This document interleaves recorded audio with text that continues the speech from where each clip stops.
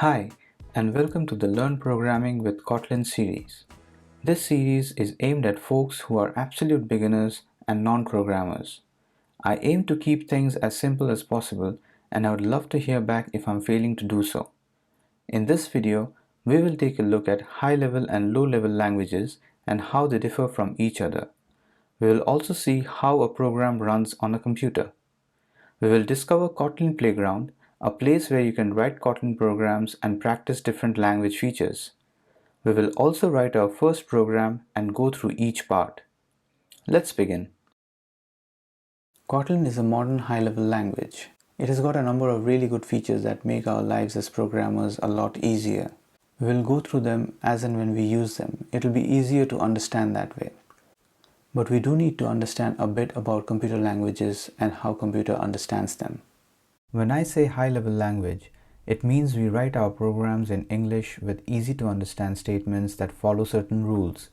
There are a number of different languages like Java, C, C++, Python, and others which fall under this category, but computers do not understand them. Computers operate using binary code, which are nothing but series of ones and zeros. This is what we call machine language or machine code. Understandably, it is quite hard to work with binary, and this led to assembly language. Assembly language is an abstraction over machine code. Here we have an example of adding the contents of two registers in an Intel 8085 microprocessor, which is quite old. In fact, Intel produced it in 1976. For now, think of registers as memory locations. As you can see, assembly language makes it a lot more readable than just a series of binary digits. What's happening here is that the processor is being asked to copy the contents of A to C and then add the contents of B to C. If you compare it to machine language, it is difficult to decipher the two lines of binary code unless I tell you that it is equivalent to the assembly code. Although assembly language is a low-level language and very close to the processor, it still needs to be converted into machine code before it is actually run. This is done using an assembler. If we now zoom out and look at the high-level languages, these are super easy to read, change, and fix. However, they still need to be translated into machine language before the processor can run it. There are different ways to do this, and we will cover this in depth in the future. For now, as we are using Kotlin, all we need to know is that the Kotlin code is compiled into a form that the processor can run. This is done by the compiler. Apart from converting the high-level language to machine code, it does a few other things. It checks for syntax and errors. It optimizes code and sometimes also generates code. The output is usually an executable in machine code format that can be run directly by the processor. In our case, it behaves a little differently, and we will go through it once we have written our first program. Before we take a quick look at how programs run on the computer, let's look at the different parts that are responsible for running a program. I have taken the liberty of simplifying this to its bare bones. We have our most common input and output devices, that is a keyboard and a screen. The other important parts are the central processing unit, CPU, random access memory, RAM, and the secondary storage, which is the hard disk. This executable that is created after compilation is stored in the secondary storage. In phones, secondary storage is either on the internal memory or SD card. The data that your executable works with is also stored in the same place. When we run a program or open an app on the phone, the operating system of the device copies the executable from the secondary storage into the RAM and also any data that the executable needs to run. It then instructs the CPU to run the instructions in the executable one by one from the RAM. The reason we use RAM and not the secondary storage directly is the speed at which data can be accessed from it by the CPU. However, the data in the RAM is volatile, which means that all stored data is lost if we remove the power supply. You may have noticed that sometimes your computer or your phone slows down a lot. This is mainly due to the fact that you're running out of space in RAM, either because you had too less memory to start with, or you have too many programs running and consuming space.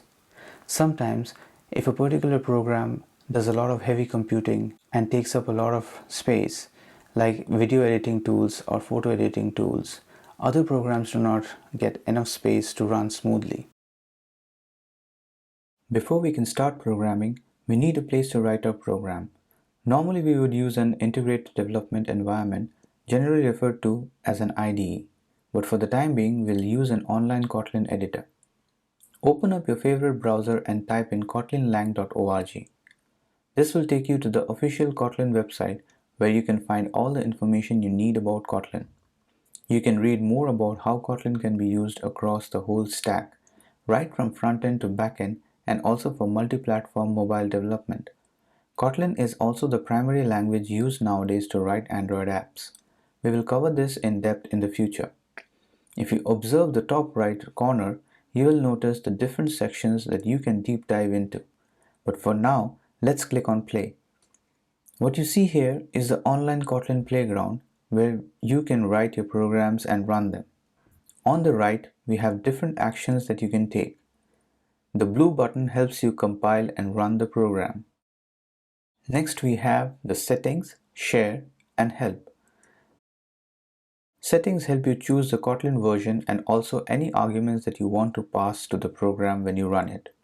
We will see how to use this later. You can also select the running environment. For now, we'll keep it as JVM, which is short for Java Virtual Machine. When you open the playground, it usually opens up with a simple program. Hello world is such a cliche. Let's clean it up and start with something more meaningful.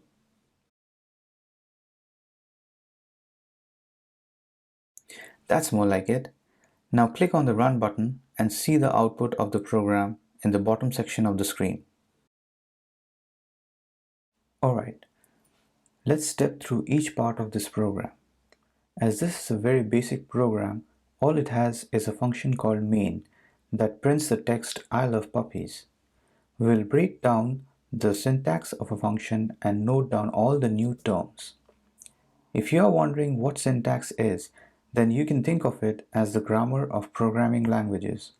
It defines how the construct of different elements in a program should be. Let us start by understanding the concepts of a function. At its core, a function is basically a process that takes an input, processes it, and returns an output. In the first example, we have a function that adds 3 to the input, denoted by x, and returns it. So if x was 5, we would get an output 8. So f is a function that takes an input x and returns the value x plus 3. However, in programming, functions don't always need to have an input and output. In the second case, f is a function that takes no input but returns the current time. In the next example, f is a function that takes an input x and prints it to the screen. It does not return anything usable.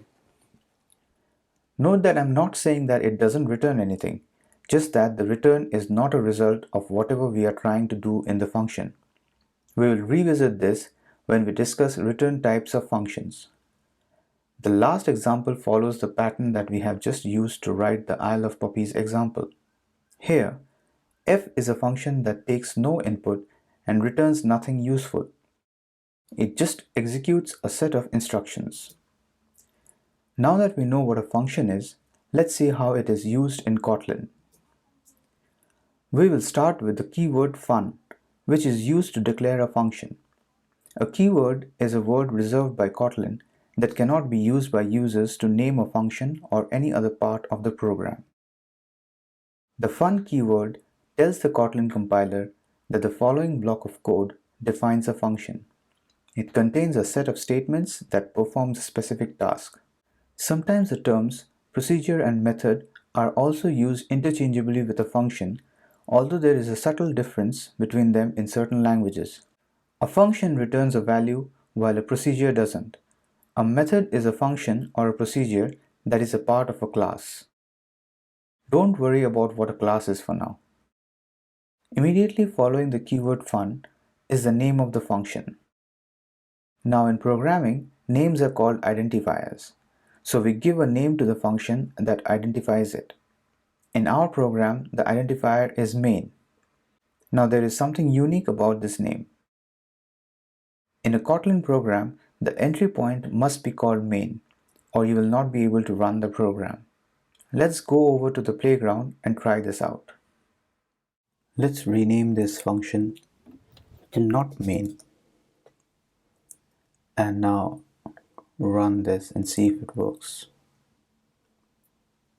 Oops, as you can see, the program starts to complain that it does not have a main method and as a result does not know how to start it. Let's revert this back to the original name, run it, and there it goes. It works. When the code is compiled, the main function marks the first instruction that the CPU starts executing from, and all the statements within it are run one by one. The next part is the parentheses, where we specify the input of the function. But as our function is one that takes no input and returns nothing usable, we will do nothing for the moment. The output of the function is specified next to the parentheses, but we will look at that in the next video. For now, we will skip directly to the body of the function. We write the body of the function inside curly braces, and this is where we write everything that we want the function to do. This way of specifying the body within curly braces is called block body. In our example, we specify that we want to print the text "I love puppies." If you look carefully, print is nothing but a function that takes in a text and prints on the console. The print function is defined in the Kotlin language just as we have defined the main function. It's a function that takes a text input, prints it to the console, and returns nothing useful.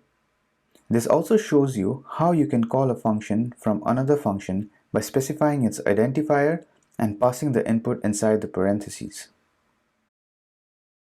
I'm happy to see that you have stuck around till the end. Let's quickly summarize what we've done so far. We've learned about high-level and low-level languages. We've also gained some knowledge on how computer languages are finally converted to machine code in order for it to execute them. Kotlin is a high-level language that is converted to machine code using a compiler. The compiler also checks for syntax and errors. Code and data are copied to the RAM before the CPU can execute the program. We discovered the Kotlin playground to write and run our programs. We wrote a simple "I love puppies" program. We learned about the concept of functions and its syntax. We analyzed the program we wrote and found out why we need a main function for Kotlin to run. Apart from functions, we also learned about keywords, identifier, and block body. And although functions, procedures, and methods are used interchangeably, there is a difference between them. In the next video, we will learn how Kotlin code is converted into machine language and what its relationship to Java is. We'll also find out what vals and vars are.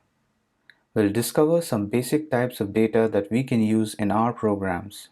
And of course, we'll also write some more programs. Till then, goodbye.